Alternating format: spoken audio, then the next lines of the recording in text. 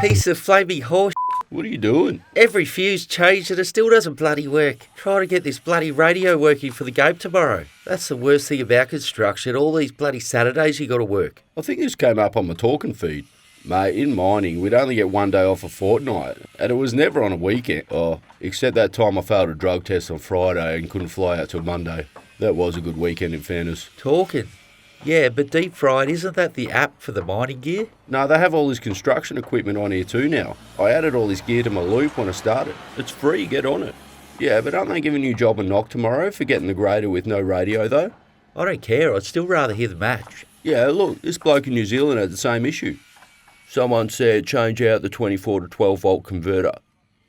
And he said it worked. Just get your mate in the workshop on the phone, would you? Yeah, get Torqn, mate. It's like a social media app, but you get put in loops with people that use all the same gear as you. Yeah, mate, you got any of those 24 to 12 volt converters in stock? You do? Right. Problem solved. Ah, cool. Suppose I won't be finishing early then if the radio's working. No, shh. But they were only going to let me go early because no one else wanted the grader with no radio. Just shut the You think just don't tell anyone? Yeah.